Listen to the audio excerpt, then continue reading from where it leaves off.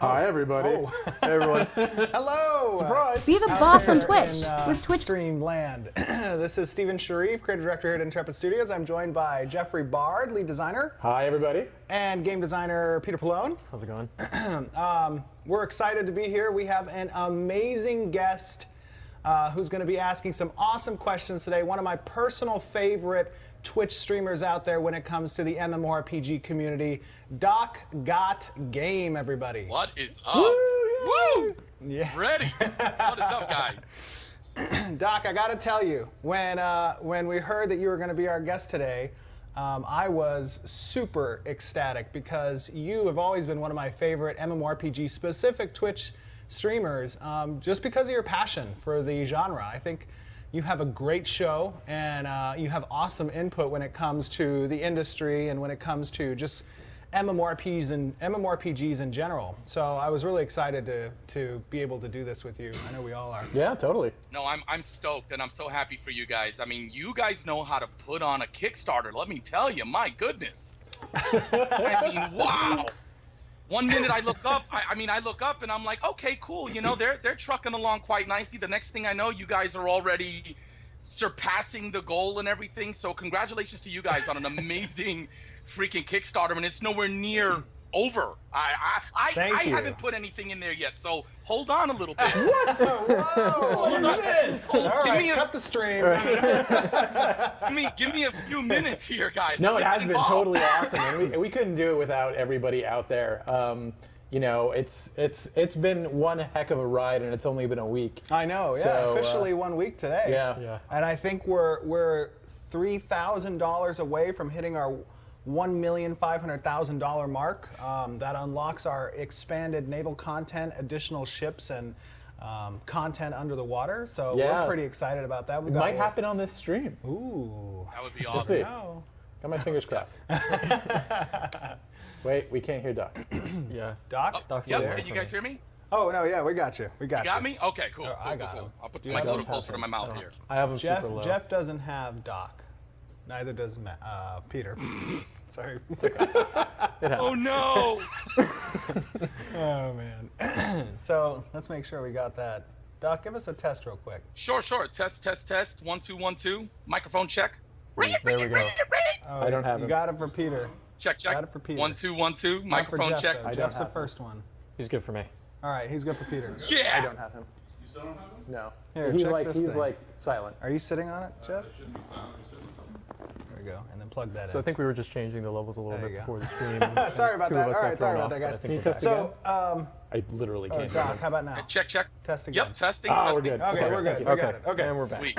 So, sorry about that little audio slip up. So, Doc, you got some pretty awesome questions. We don't know exactly what all the questions are that you have, but that's just the way that we like it here. So, if you want to give us some pretty tough ones, you're welcome to. Sure. No, I appreciate it. You guys have been. I watched a couple of the other two pieces of them, and you guys have been very open. So I'm ready to get going here. If I do ask a question that you guys have already answered, feel free to just shut up, Doc. We got that covered, and I'll move on to the next one. You know. So Sounds good. But I figured I'd warm you guys up a little bit, start off with some general questions, and then get down to the nitty gritty. Probably be focusing a little bit on PvP and guilds, because that's, you know, Steve, you know that's what I love. So. Oh, I know. I know. But I guess the first question would be, as the first major MMO gaining traction in the Unreal Engine, how do you feel you guys are going to hold up on a technical level? How do you feel the Unreal Engine is going to work? I mean, do you feel that it can live up to the expectations of you and the community? Well, that's definitely a really good question, and I'll let Jeff answer a little bit of it. But first, I just want to let you know, Unreal Engine, being an engine created by Epic, is a really versatile engine that offers access to the source code and allows us to get into that back end and customize all the networking code that we need to do from us as developers in order to accommodate the goals that we have in game when it comes to large battles, whether it be PvP or PvE raids that we intend to have. And Epic has awesome support. We have amazing engineers here in the studios, engineers who have been working with MMORPGs specifically for over 15 years. Wow. And have done a lot of that networking code. So we feel extremely confident that Unreal 4 is going to be able to to allow us that versatility and customization that we can introduce our own proprietary networking code when it comes to accommodating those goals. Yeah, I mean, I guess we can say it pretty simply in that we haven't run into anything that is going to be causing a problem. You know, the flexibility of it has been amazing, and like Steven said, the support that they give us is pretty incredible. So yeah, there's so far so good. There haven't been any problems. All of our tests have been really good, really positive. So our guys know what they're doing, and the Epic guys know what they're doing, and together we form Voltron. So it's pretty great. Yes, 5 little lions. I like it. So my next question is going to be on you guys. Really, how communicative does the team plan on being when presenting changes to the to the community about the game, or garnering feedback from the community? And in my time of playing MMOs, I've come across some great initiatives where developers and publishers are communicating with their community. Hey, this is what we want to do. What do you think about it? We can make some changes if you don't like it. And then I've been on the other side of that spectrum where the game developer is like, this is what you're getting. Suck it up and love it because we're not changing it. Wow.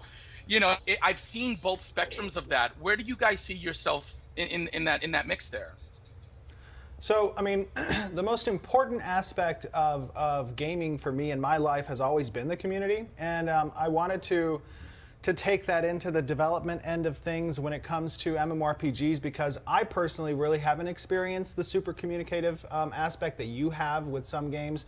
I've really only ever been on the other side of that spectrum, where as a gamer I didn't get any communication and they were just saying, suck it up and enjoy the RNG boxes. Exactly.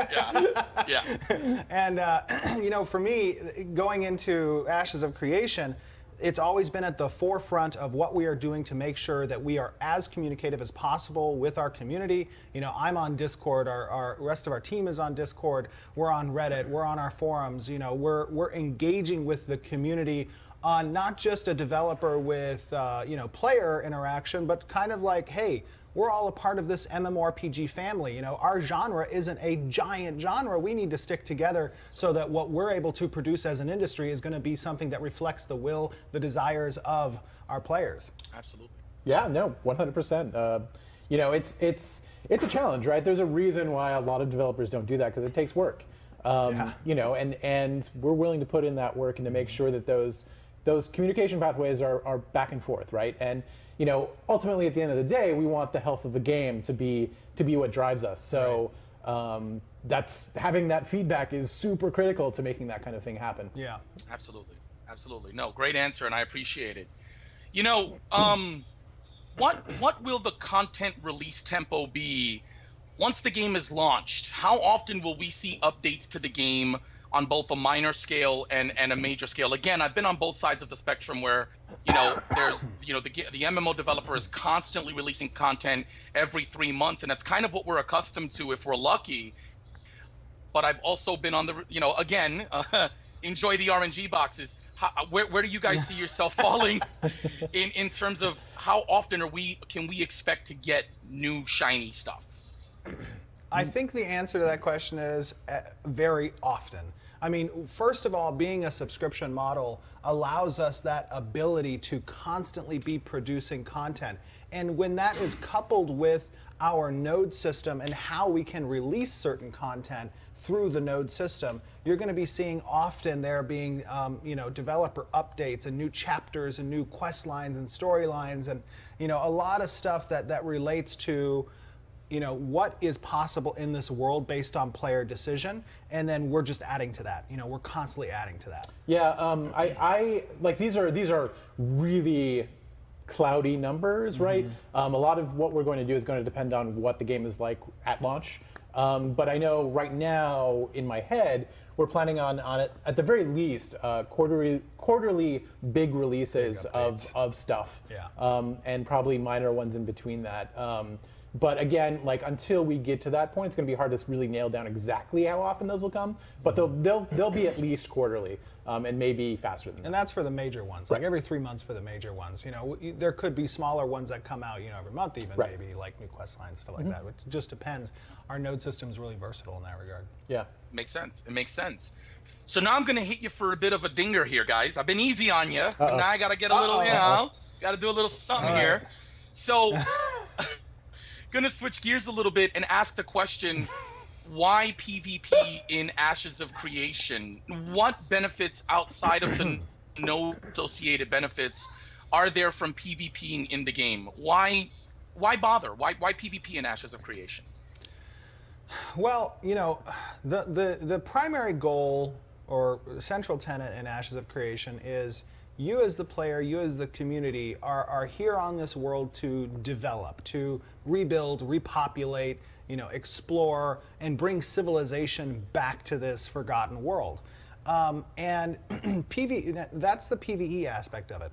The PvP mechanic is necessary to help catalyze change, because our node system works in a way that allows doors to be opened for certain content. And when you open a door, you know, you leave a door behind sometimes.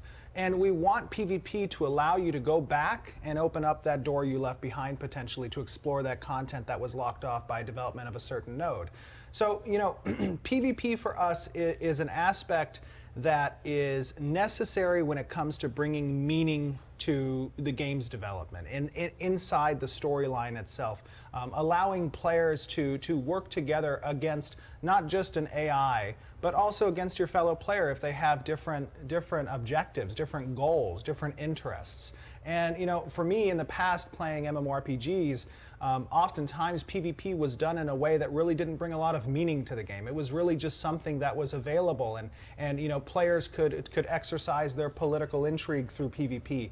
But here in Ashes of Creation, PvP inflicts meaningful change throughout the world. Change is basically the big word right there. You know, our node system really kind of almost depends on it, where if we let it go and there was no way to destroy these things, then they would just grow out, and then that would be it. That would be the game.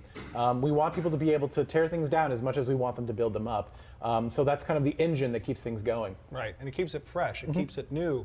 You know, it is that phoenix of rebirth that comes out of the ashes of what PvP can bring. You know? Exactly. Sorry, did. No, absolutely. Now, I know that there's going to be. I know you mentioned in a previous segment that there's going to be some form of, you know, battleground or arena. Are there any plans? Well, can you elaborate on that? You know, I love the notion of this node-centric MMOs. You know, with the PvP surrounding it. What about that arena or that battleground PvP? Can you elaborate a little bit on what we can expect from there? Are there any rewards for participating in that PvP that's outside of the influence of the nodes? Yeah, absolutely. So, I mean, we are intending to have battlegrounds. We do intend to have arenas.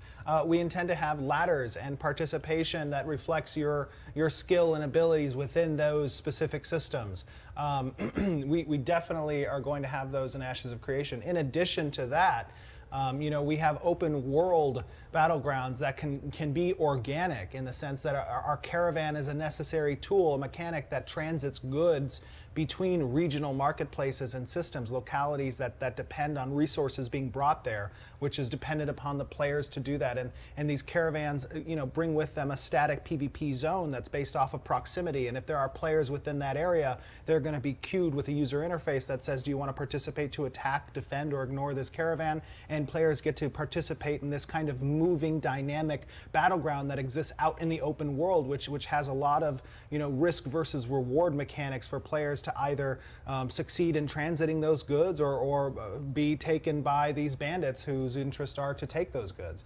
We have castle systems that reflect, you know, exert control over the world around it and the nodes that exist within the regions, but can be a source of additional protection for the transit of those goods or for the protection of those nodes, or could not. You know, we have a lot of systems in place, both open world and in the arena. Yeah. Yeah, I mean, sometimes with arenas, it's just like you want to break from the world and you want to go out Exactly. and do something fun for a short period of time. So we want people to have that option and to be able to just like, hey, I'm going to take a break from the world for a second and kill some fools. Right. Right, And I right. know people have that competitive edge. We want to enable them to, live that out and be competitive. So. Yeah. Now, can a pirate or player killer flourish in this game, or is he limited by the penalties that he has? So, I mean, can we a bad yeah. guy make it in this game if he wants to? Well, I think to a degree. I mean, we want to incentivize, meaningful conflict, meaningful PvP, obviously. We don't want it to become a gank box or a murder box, which is why we've instituted our open world flagging system, which kind of deters just outright PKing of non-combatants. I mean, if you're running around and you see other players and you want to just murder them, we don't want to incentivize that. And our flagging system, gives you corruption if you do kill non-combatants. And corruption is not a good thing. I mean, it's not beneficial for you. And in addition to that, that corruption decreases your effectiveness when it comes to combat. So you just can't go down a PKing spree and expect to be effective after a period of time. Right, like if your goal is just to make another player's day worse, right? There's probably not a game there for you. Yeah. If you're there to actually accomplish something, then there's going to be a good reason to do it, and there's going to be plenty of opportunities for you to succeed. So it really depends on what your motivation is and what you're trying to gain. And yeah. Yeah, and it's not going to be a scenario in which, like, I've seen definitely people discussing our PvP flagging system and saying, well, hey, people are just going to kill me anyways. This corruption doesn't sound like a significant enough deterrence, and I'm going to get spawn camped or something. I assure you, in our flagging system, that's not possible. Somebody's not going to be spawn camped. The corruption system will accrue enough penalties after a short period of time that person's effectiveness in PvP is not going to be capable of allowing them to sit there and spawn camp you. In addition, we have a bounty hunter system as well that's going to take people who do accrue that corruption. They're going to be a target for people that want to go out there and take out these murderers. But at the same time, to the lesser degree of away from the gank box, when Stephen referenced caravans, if your identity is that you want to go and you just only want to attack them with the open PvP zone, you could totally do that. And there's a meaning behind that. Right, and there's a motivation, there's a meaning, there's a reward, there's an identity associated with that act. These are the types of things that we want to incentivize. And it's the same thing. I mean, everything reverts back to a risk and reward. Right. I mean, oftentimes, if your reward carries no risk, then it has no meaning to you. There's no satisfaction in having achieved something. So we want to make sure that whether it comes to the transit of goods, or it comes to the development of civilization, or it comes to the keeping of a castle, there is significant risk that's applied to those based on the activities of your opponents in the world that makes it satisfying for you to hold that keep, or to defend that city, or to earn your reward for transiting that mithril or iron or whatever. That balance is necessary, and you have to make sure that there is a significant realm of playground for you in the PvE aspect of things, in the crafting aspect of things, in the trading aspect of things, so that you bring both meaning to that reward, and you also give meaning to those who just want to tear stuff down. I mean, because those people exist. Absolutely. And they're a healthy dynamic when it comes to creating a world that rewards both sides. Yeah. Oh, fair enough. Fair enough. Now I gotta ask this question, Steve. I know you can relate a little bit. Is there any RNG when upgrading gear? Can your gear be broken or downgraded when we're talking about upgrading or doing anything at all with crafting here?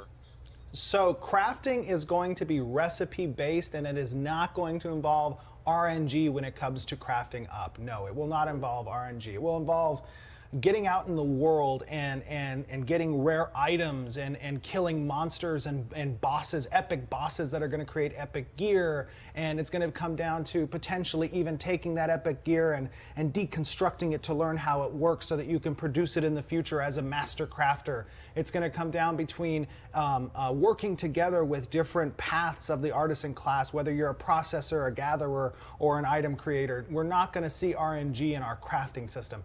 There may may be some elements of RNG when it comes to, over enchanting beyond what an item is. But you'll be able to determine what that item is going to be when you're crafting it based on the recipes that you're using and the materials that you found and the resources that you gathered.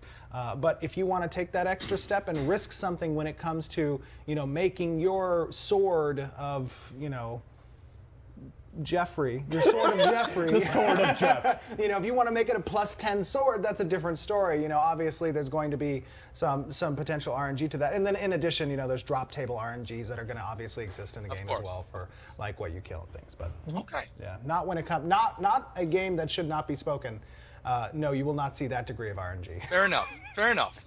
Yeah, we're really trying to focus on making crafting fun, making crafting something that everybody can like work together towards, and that there's a game there, right? That it's not just I'm sitting at a UI window all day long and that's all I do, right? We want it to be a fun, engaging part of your gameplay. Yeah.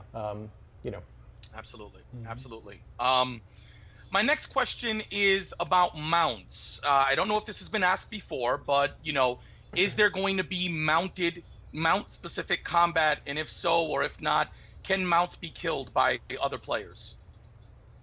So mounts could be, yes, killed by other players. There will be some mount-specific abilities that will be had by particular mounts, and those abilities could pertain to some combat scenarios. But specifically, if you're asking, like, can I use my ranger abilities while atop a mount? We're not going to be doing that. No, you won't be able to participate with your class skills while mounted. It's just going to be limited to what the mount specifically is capable of doing. Okay, fair enough.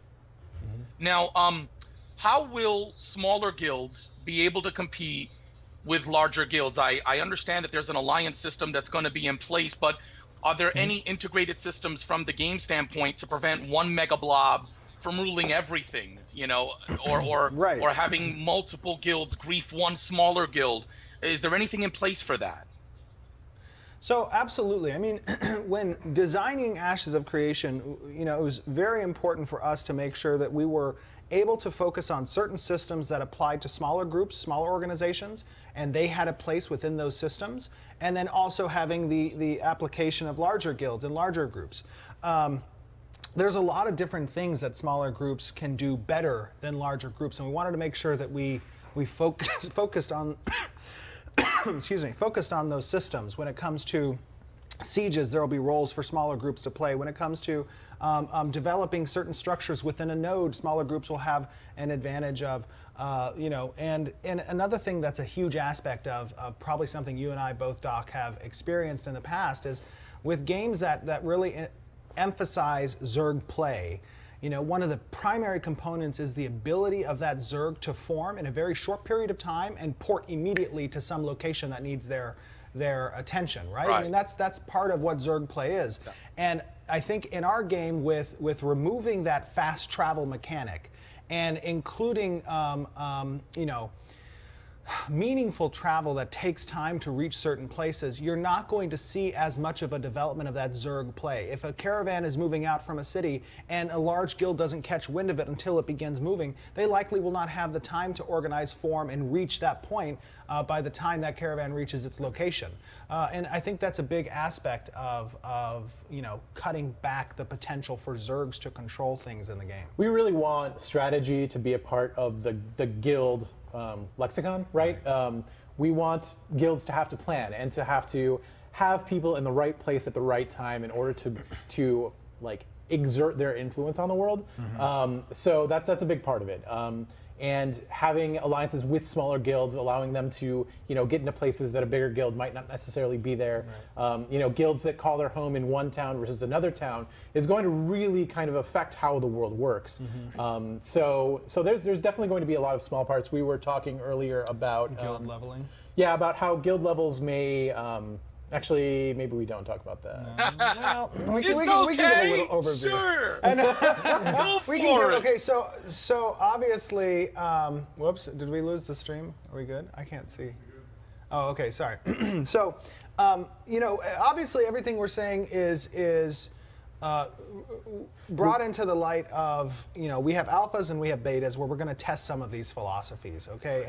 And part of that testing is obviously going to be getting the community's feedback on certain systems and mechanics. I mean, one of the things we're talking about is when it comes to guild progression specifically and what skills are available during the guild progression, we have a very intricate guild system that involves different levels and different progression aspects and questing, specific guild questing. And as you're advancing that guild in its progression, you have the ability to either expand or focus in on a smaller guild. So let's say, for example, you're a group of 20 people and you want to level your guild, but you're not interested in expanding it to 100 people or 150 people because you really just want to stay that tight-knit group. Right. Well, if you're going to forego the additional membership slots, you'll have the ability to focus in on some stronger skills or some more honed skill-specific skills that are available to your group of 20 that the larger guild who chose to go the route of more membership slots doesn't have access to. Wow. And I think that that's a good way to balance how smaller guilds can interact with larger guilds in the game. I look up and I see that elephant just running across the screen. And we've also talked about fortresses having Right. scaling for Oh, sizes, yeah, absolutely. having smaller size Yes. guilds being able to siege fortresses. Oh, we did We it! just reached 1.5 million. Congratulations. Ladies and gentlemen. Congratulations to you guys. Yeah. Thank you Yes, so thank you, much. everyone. Awesome. Very Well cool. That's a done. huge milestone for us. That is yeah. awesome. So what comes with that is our enhanced ocean. Yes, Content. yeah. So that's going to be coming. That's pretty exciting. Ship warfare and underground or underwater We're zones. going to get an update on that just to show Yeah. a little bit, talk a little bit more about that. But no, what Peter was saying, I'm sorry, about world events and world-specific locations like guild halls, fighting over guild halls. We have mechanics that are geared towards smaller guilds and larger guilds, and a place for those two separate identities. Absolutely. That sounds fantastic. That just tickles me pink. Now, speaking of guilds, I mean, I've played MMOs where you can thrive as a solo player. I've played MMOs where you really need to be in a guild. Where does Ashes of Creation fit into that? Can a solo player thrive with the mechanics of the game, or do you really want to be in a guild to experience the most of what Ashes of Creation has to offer? Excuse me. Go ahead. Sorry, I was Take going it. to say, we always focus on the micro and the macro when it comes to our design. We want to make sure that as a solo player, we realize there are solo players out there, and they should have a role, right? It doesn't mean that they don't necessarily need to they don't have to work with other people. That's always going to be part of it. Right. But our content isn't locked behind guilds. Right, that's absolutely true. And I think it's important to note that by merely joining an MMORPG, you are becoming a part of a community already. Right. I mean, yes, you can be a solo player, but simply playing an MMORPG makes you a part of the community in some degree. And I think there's, as Jeff was saying, micro, macro, there's a lot of macro systems that include solo players in some sense of community within the game, whether it be developing a node that you're a citizen of, or working on certain buildings and getting those buildings up and running in those nodes, or participating in the raids, in the dungeons, and building your freehold. Those systems, those mechanics, while not needing you to be a part of a guild, does have you a part of a community. And I think that's why it's possible to both be a solo player or a guild player in our game, because ultimately at the end of the day, you are a part of a community no matter what. Right. And I think we approach it trying to understand and very cognizant of the fact that motivations differ, and there's a wide spectrum of motivations, and that the solo player, let's say that they're going out and just either today they decide to do only quests and that's all they're going to do today. By doing that, they are contributing to the area they're in. Yes. They're affecting my play experience, Right. Jeff's, Steve's. We wanted that's the whole reason for the node system, is that everyone gets a contribution, into the pool, right, so to speak. So we want everyone having some type of feedback, no matter what your motivation. Right. That's true. Makes sense. Good point. So speaking of guilds, I heard the tingling of guild skills and how guild leaders are going to be able to specialize their guilds. what tool will guild leaders have to bring the guild together? Are there going to be any guild missions or guild specific activities that a guild leader can initiate or an officer can initiate to get the guild rolling, or is it all about just collectively doing whatever individuals are doing at the time? There's going to be a lot of tools to guild leaders and Steven's a big guild guy, so Yes, that's, I know. I know. he's got some wants and desires. Let's say that. I am definitely a big guild guy, but don't get that wrong. If you're a solo player, there's a lot of, I mean, there's an equilibrium there between I the didn't two. agree with Yeah, no, I know. But no, I am a big guild guy, and there's going to be, I mean, gosh, I don't even this. It's gonna knock your socks off, Doc. I'm telling you right now, the amount of guild activity in this game, from a tool standpoint, from a leadership standpoint, from a delegation standpoint, from activities and quest lines and storylines and development and skills and passives that are available to the guild halls and the castles and the node political systems. I mean, there is just so much that these communities within the game can partake in, I think it's going to be one of a kind. Yeah, the tool set that guild leaders are going to have is going to be pretty robust. We're going all out on it, so guild leaders should have plenty of good ways of recruiting, good ways of managing and maintaining their guild, good ways of communicating to their guild and motivating that guild and getting that guild to an actionable place. That's amazing. That is amazing. I'm excited. I'm excited. If Steve said it's going to be good, then it's going to be good, damn it. So, I'm not sure how much time we have left. But I think you got some time. okay, all right. Maybe awesome. 5-10 more minutes. Yeah, 5-10 more minutes. Okay. Yeah. So going back a little bit to PvP, in your opinion, from where you sit, can someone play the game and live purely in the PvP of Ashes of Creation? Can I log in and get a good solid, let me be nice here, 4 to 5 hours of just raw PvP content in Ashes of Creation? That's a tough question. That's a really hard question. I don't. My a lot of it natural- depends on the community and what it's I- doing. I would say my first inclination as an answer to that would be purely no. I think that you're going to naturally, if you're playing the game, come across aspects that are going to involve you with the environment, going out there and either questing for certain things, killing certain monsters, even interacting with the economy if you need gear, stuff like that. But a large predominant portion could be reflected of the arena system and battlegrounds and being a bandit, and yes, there would be a large portion of that that's possible, obviously. But It just really depends on what that server is doing, right? Right. Like I imagine that there are going to be servers that are pretty PvP heavy, and there's always something crazy going on.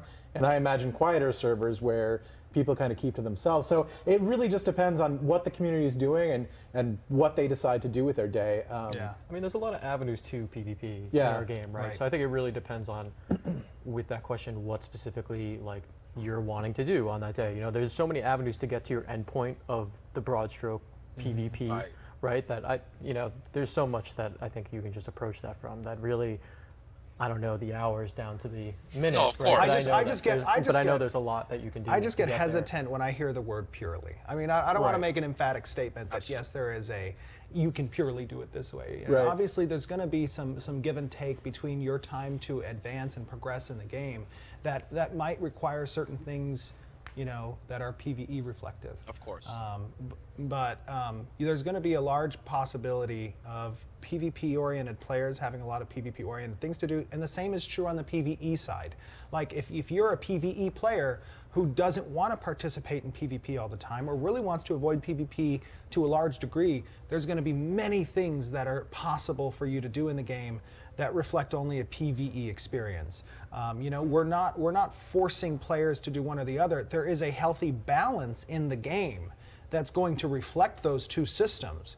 And they both have to have a lot of tender love and care when developing that, right? But I would stay away from words like purely, just Makes because I can't predict. Yeah, it's really hard to pick. No, absolutely. It makes sense. It makes sense. Now, speaking of servers, I heard servers. How do the Yes. servers get broken down? Are there going to be multiple channels per server where you can switch, kind of like an MMO that's currently in existence now, or is it if you're on the server, you're on the server, I can find you wherever you are? It's going to be the latter. If you're on the server, you're on the server. He's talking about servers with separate channels. Right. We're having separate servers. Right, right. And those servers will have their own population. Yeah, for the node system, we really need a system like that. Because Thank you. we need a system like that because of how different each world is going to be. Based on how nodes evolve and things evolve, there may be things unlocked on one server that aren't unlocked on another server. Right. And so it's pretty necessary that the populations remain where they started. And that's one of the most defining aspects of what sets Ashes of Creation apart from what's been done in the industry for the past 17 years, 18 years, whatever. It is the fact that each server will tell that different story. Right. Our system is designed so that content is chosen by the players. It's like that. I mean, when I was a kid, I really loved the Goosebumps series. Did you ever read Goosebumps? I loved Goosebumps, okay? All right. And there was a version of the Goosebumps book that was called Choose Your Own Adventure. And it wasn't a Goosebumps specific thing, but it was my favorite book to read because at the bottom of the page, you'd have a choice. Do you open the door on the right, or do you walk down the hallway on your left? And if you open the door on your right, you turn to page 67, and something happens, obviously.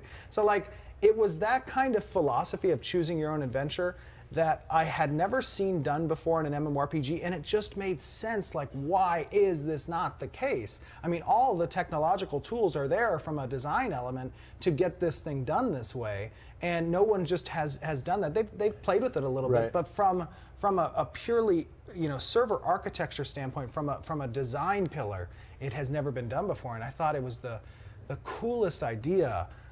For a population as close-knit as the MMORPG community is, to have that agency over the direction of a narrative in the server. And I think it's going to be really cool when you see those servers have different narratives. Right. Yeah.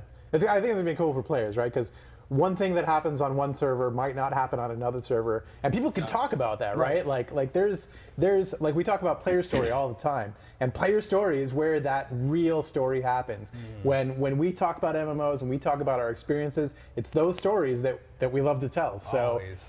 we want as many opportunities for that kind of storytelling to happen across as many places as we can. Absolutely. Yeah, I think every time I would speak with anybody, old guildmates who maybe come into my TeamSpeak server or whatever after 4 years of not coming in, when we begin to rehash stories of the past, it's always about, man, do you remember that one time outside this city when we had that fight that lasted 4 straight hours and I was rezzing you and you lost an entire level or something. It's those are the stories that really stick with you as a gamer that you can't get from just doing other social activities watching TV. And a story like that changes the server, know, right? it That's does the cool part about it, entirely. right? There's Yeah. actual consequences to Absolutely. it, rather than just being a story we're telling each other. And that's what we really wanted to do. We wanted to give the tools for players to do that over and over again, to have those server-defining moments, to have those stories that are going to stick with them, years down the road that they can remember.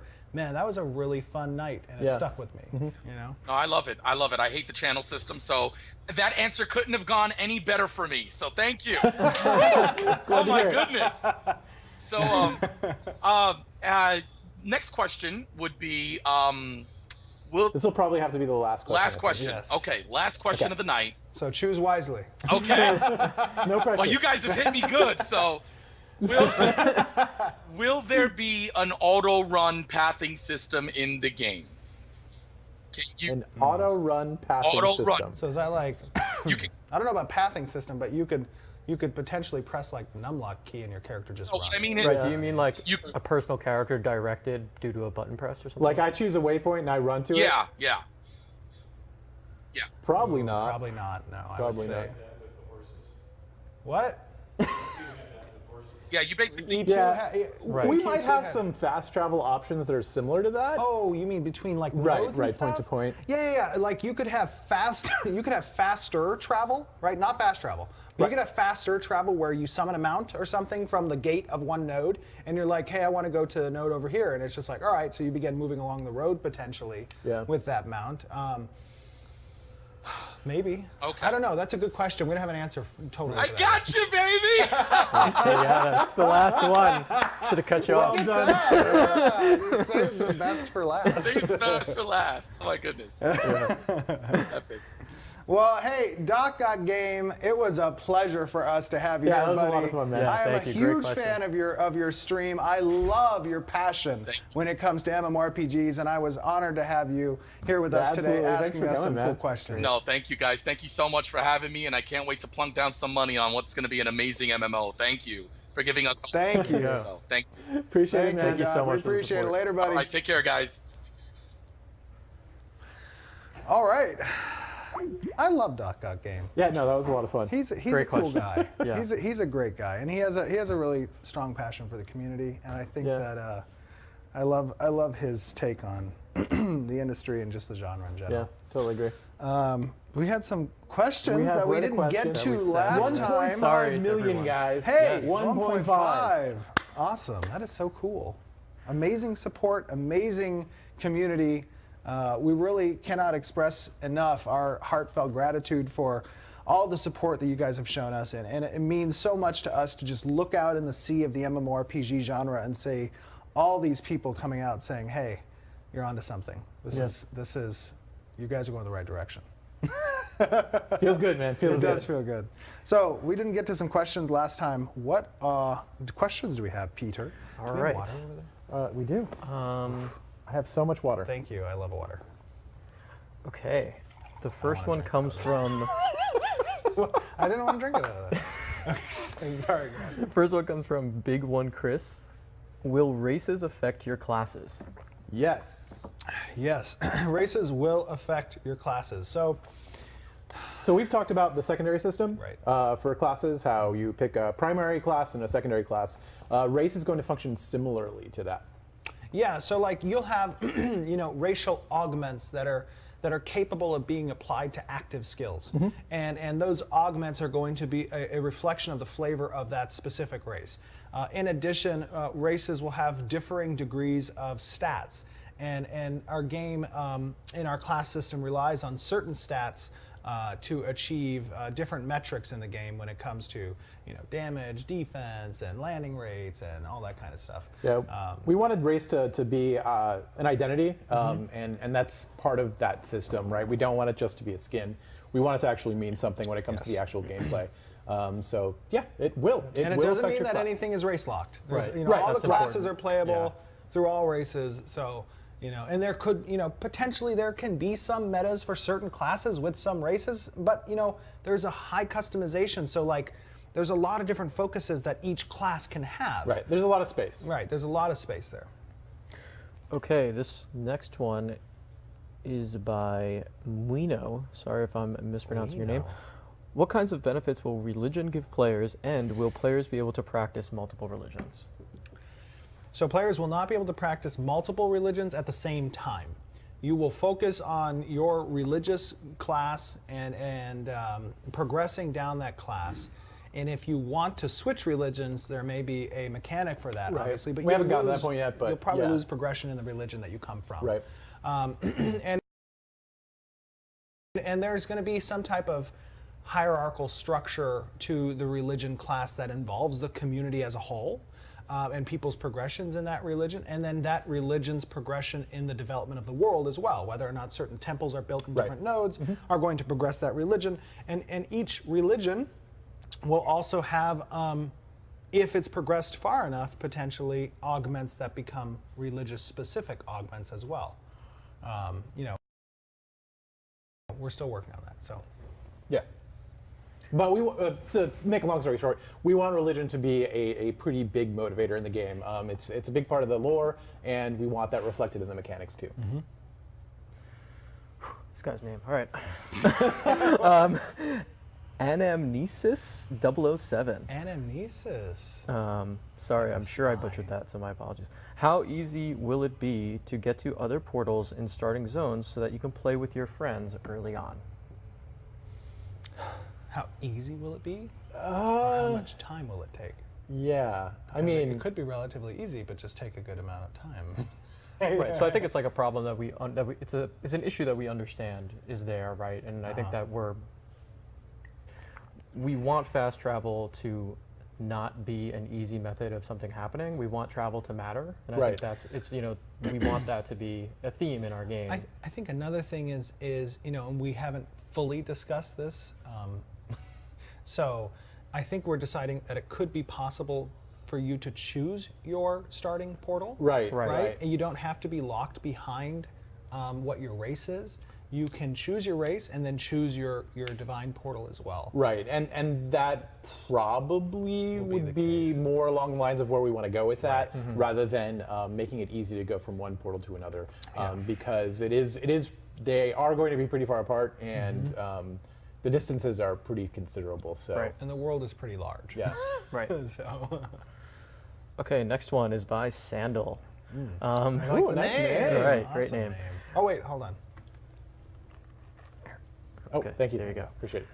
Will Ashes have a character client that will allow players to create and customize their characters and test their PCs before the game launches? Let's see. They want a separate client for their I think character. Early Right. access client to the Almost character like a benchmark. customization Yeah. screen. So that's something we would very much like to do. Yes. It's not something we can promise at this point. We're going to be way more focused on getting the game done. Right. If we can break that out into a client pretty easily, and have enough cycles for that in our design, we will do that. It's something we want to do. But again, it's going to really depend on where we are at that point. We want to. It's a goal, but I feel it's a like, soft goal. I feel like it's a very achievable goal. Yeah. But we just don't want to say something and not hold true to it. So, I think it's achievable, and we'll probably have that because it's a really cool aspect to be able to sit and play with your character customization suite and get your no thing doubt, down no and doubt. I mean, save it and ready to go with it and that kind of stuff. I think it's cool. It's a great idea. Okay, the next one is by Zoot101. Will players be able to have optional surnames for their characters? Yes. Yeah. Easy one. Next question. Why did I even put down my phone? All right. Double DZ99. Can we expand on the character customization and emoji packs available in the Kickstarter? Can we talk about them? Oh, sure. Yeah, no, totally. Want to talk about Want it? to talk about it? You can talk about them. Peter, I'll you talk wanna about talk it. Sure. So, for example, in the character customization, we're talking about things that are like hairstyles or tattoos or things like scars. Yeah. Things Right. that involve in your actual character creation portion. Yeah. That would go into that type of pack. For And that emojis, you could talk about, let's say you're an elf. You could buy the elf emoji pack, so now it looks like elves are, smiling, right? It's Right. that type of stuff. Yeah, I think it's just an additional flair Right. to Yeah. your either chat or your character representation. I mean, we're gonna have a wide array of character customization and eye colors and skin colors and hairstyles and eyebrow things and chin whatever, you know what I mean? Eyebrow things. There's gonna be a lot of stuff that's available just out of the box. Right. And then the additional stuff from the character customization packages are going to be what kind of scars you can have, different types of scars, like you said, or different hairstyles, or different eyebrow things, or whatever. Eyebrow things. Who knows? But the idea there is definitely to be robust up Right, front absolutely. and have additional options. Yes. Yeah. Like you see on the Kickstarter. You're not going to have one face to choose from, and Right. it's you Five better faces and three buy this hairstyles. package, Yeah, or you no, only right. get to be one There's person. gonna be No, there's plenty gonna of be options. a whole stuff that you can choose from without having any of the additional packages. Okay, so Taco Man 2014. All right. Will Ashes have epic quest lines such as in EverQuest? Okay, so in EverQuest, there were these really amazing class-defining items that you could go on epic quests, where these quests would take sometimes months at a time to complete. We're not going to have a system that's exactly that, but there will be epic quests, right? Not in the EQ sense, Right. but in the like, oh my god, that's the- epic. in the Ashes sense. In the Ashes sense. Yeah. They probably won't be for specific items, right? They'll be more for, maybe a god forge hidden somewhere, or Right. maybe, it'll help you to do things in the world. And to unlock extra content, but not necessarily maybe to find the best, most class-defining sword. It might help you make the best, most class-defining sword, but it won't be an end in and of itself. Right, that's true. Yeah, but I think that the main tenet there is like, hey, this is something that took a lot of time on Right. behalf of the player or players, And has a they lot of have secrets great- and a lot of things Yes, to figure out and a lot of exactly. depth to it. We're definitely going and it down has that a road. strong reward too Right. for that time. Yes, Yeah. there is absolutely going to be those epic, legendary quests, just not in the same way. Right. Okay, Nikos86. Will players be able to easily swap between builds? So at the moment, we've discussed and are very likely to have the ability for players to swap between their secondary classes. And we said a little earlier, even between their like religious stuff. Right. That could reach out a little bit further potentially. We're going to be playtesting that to a degree when Right. alpha comes around, obviously. But I think right now, on the primary class aspect of things, we haven't decided on whether or not that swapping is going to be. Yeah, we keep going tactic. back and forth. There's a lot of reasons to and a lot of reasons against. So it's something we're still playing with. And when we get to a decision on that, we'll definitely let you guys know. Yeah. Okay. But to fix that a little bit, for the build that you've built for your character, right, that will probably be fairly easily changed. Whether your class can change within the is a character. different question. Yeah, for sure. What about the build for water? Is there any more water? There's more water. Nice. I'm sorry, my you go. I get dry, my mouth gets dry. I don't want to cough on the street. It's like the endless water thing. Oh, it's there. wonderful. I can't believe I you're doing love that. it. This one doesn't have a name, but what are the available loot distribution mechanics? So Available like loot master loot, distribution. need greed, Oh. that kind of Yeah, stuff. there's Yes. the answer to that is yes. Right, basically all of them. Right. and Yeah, like- I mean, we're going to go probably pretty standard with that. It's a system that works and it works well. Right. So no need to reinvent the wheel on that. There may be specific things like events and how Did we. you see that new Goodyear wheel that's like perfectly circular? I did not see that. They're reinventing the wheel, so maybe we should on loot mechanics. Well, maybe. Scared me, Steve. I'm just kidding. No, yeah, pretty standard. Pretty standard. Yeah, I don't think we're going to be too. That's all the questions for Reddit. Oh, all right. All Well, how about what time is it? Do we have any more time? We've got. It's 352. 352. so we got 8 more minutes. Let's field some questions from the Twitch chat. Oh God, here we go. We're doing it live. Panicking. Do it live. Throw the table over now. Don't throw the table at me. Okay, we We're gonna won't. throw it And at they'll you. see what's in the briefcase. Oh, we can't do it. show that. We gotta. Close that thing. Oh, Stop sorry. messing with I it. didn't know it was open. I was getting stuff out of I it. think they can see what's inside it No, on they the can't. reflection of my screen. No. Yeah, they were asking. It's locked. The football's locked. Robot asks, will, oh gosh, it keeps moving. Will resources be replenished? I.e., if you mine something, will it come back at a later point? Or will you be able to like deforest an area? So I think the answer to that is a combination of both. It's like answers. when, right? It's Right. when will that happen? Yes. It's not going to be like the little rock that you've been hitting for the last 5 seconds. Right. It disappears, No. and then another rock appears 45 minutes later, right? That's not going to be how the crafting system works.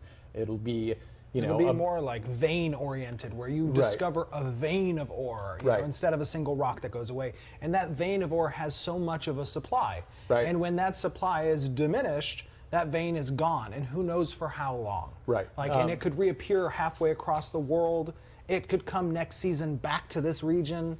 Right. it's There's a lot of things involved in the repopulation of assets. There will always be stuff to mine, right? There will always Right. be something to gather, but you won't always be able to find it where you expect to find it. Right. Yeah. And I think that plays again. I mean, the reason for that is because our economies are separated into these regional economies that incentivize transit of goods. So Right. we want to make sure that like if a town forms next to a mithril mine because that mithril mine was there and it disappears, like It changes the whole it flavor cha- of yeah, that. exactly. It And changes also, it I mean, entirely. it's incredibly important for an economy to actually replenish in general. Just, Right. You know, to say that, like, if you cut down all of the trees in the world, you need trees to come back somehow. Yeah. Right. So, Yeah, yeah. so that's like Better super start important. planting some Yeah. trees. Right. A tree planting class. Tree planting. Yeah. Will there be a Baconator world boss? The answer to that In real life? is there he is. He is a raid boss. We can't comment We don't want to on reveal too future much of the design. lore. Right. Right. Right on future lore. Nice. No. Can we give an amount of people needed to be in a guild to own a castle? No, the I don't weird- know the answer. Yeah, Like, I 'cause mean, it's- there's obviously it's dependent on the rest of the server and like Right. what their activity is. It's more about like the overall development currently Right. of the server and like Yeah. how it splits than actual. And who's product actually and participating in that, Yeah. right? Like, Yeah. you know, it could be just a few people, right? Right. I mean, Yeah, if well, nobody's like- defending it and nobody's attacking it, If nobody's defending it, well, Right. You that's- know. that would be an interesting scenario. But yeah, it could be, could be as small as 30 and as big as a couple hundred. It all depends on like what the situation is, what's the political landscape. but it is scalable, right? Like For that's- sure, yeah, so absolutely, it's, totally. It's if that's what you're looking for, that's Yeah. the answer to that, I think. All right, Helix asks, what are we going to do to make orcs great again? Were orcs ever not great? I think orcs were always. I think they're pretty cool. great. It's pretty cool. Yeah, they're Yeah. pretty. They're definitely big league. My oh. I'm sorry, I said big league, not big league. So that's, Oh, okay. That doesn't make it better.